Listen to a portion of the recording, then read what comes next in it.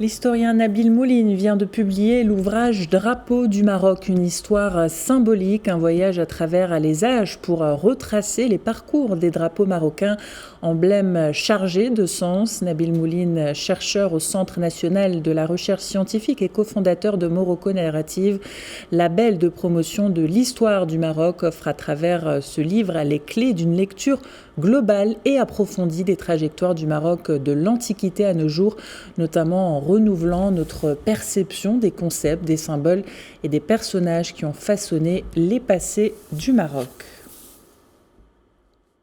Et à l'occasion de la sortie de l'ouvrage Drapeau du Maroc, nous avons le plaisir d'avoir en direct depuis Rabat Nabil Mouline, l'auteur de cet ouvrage. Bonsoir à vous, merci d'être avec nous. Comment est née l'idée de cet ouvrage sur les drapeaux du Maroc ? En fait, merci beaucoup pour l'invitation d'abord. Depuis plusieurs années, je travaille à la diffusion de l'histoire auprès du grand public, comme il y a une véritable soif de connaissances en général et de connaissances historiques en particulier. Je cherche à diffuser cette connaissance historique auprès du grand public en utilisant différents supports et différents sujets. Et justement, l'un des sujets les plus attractifs, vu sa popularité et son omniprésence dans l'espace public, et tout simplement le drapeau, l'emblème national par excellence. C'est non seulement un instrument d'identification et un instrument de fierté, mais également une sorte de fenêtre qui nous permet de découvrir les différentes facettes de l'histoire du Maroc, à la fois religieuse, politique, culturelle, artistique, etc. Donc, le drapeau dépasse sa fonction initiale pour être une sorte de levier qui nous permet aux Marocaines et aux Marocains de mieux se connaître à travers la trajectoire commune. Alors vous avez choisi le drapeau, un objet qui reflète, on peut le dire, la transformation d'un État en corrélation avec la symbolique de son histoire. Quelles sont les grandes étapes en ce qui concerne le Royaume du Maroc ?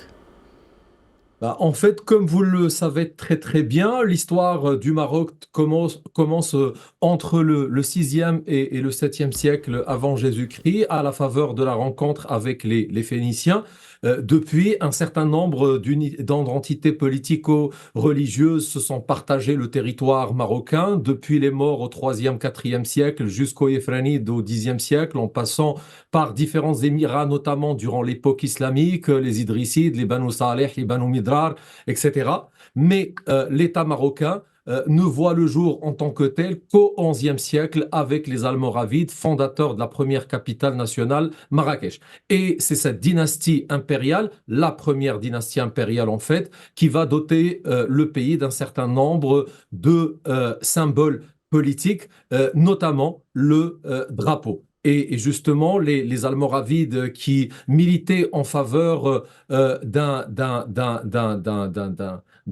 pan-islamisme, si j'ose dire, sunnite à l'époque, vont prêter serment d'allégeance aux Abbassides de Bagdad pour avoir une certaine légitimité pour gouverner le Maroc. Ils vont par conséquent adopter un drapeau noir frappé de la profession de foi dorée.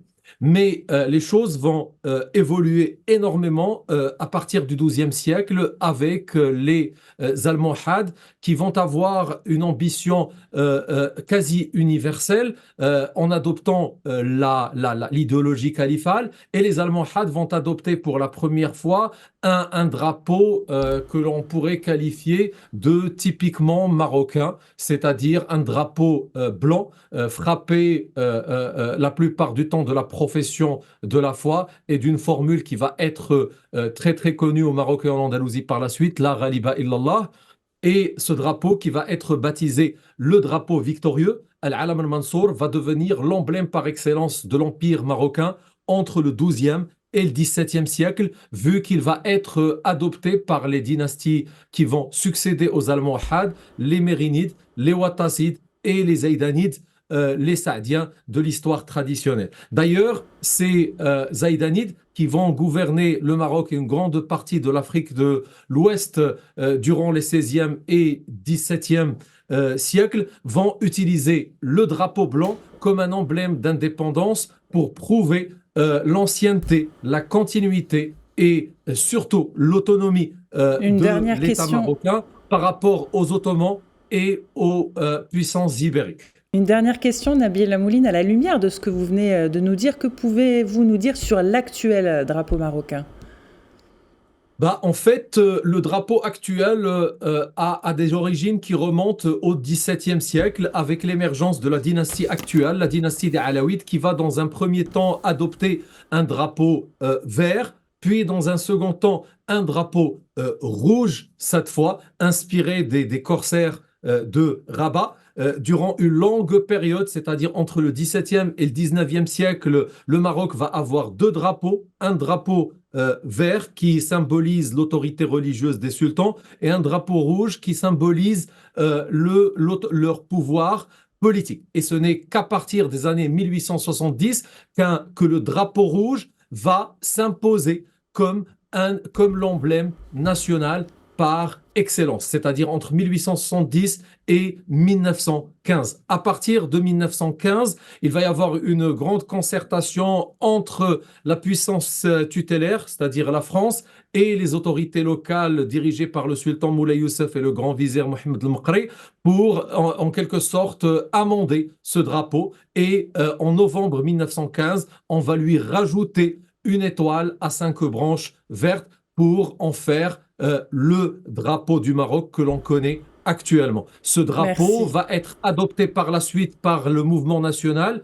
et par la monarchie pour devenir non seulement un drapeau étatique, mais un drapeau national.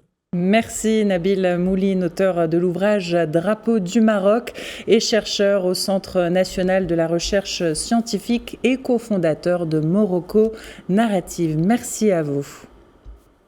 Merci beaucoup.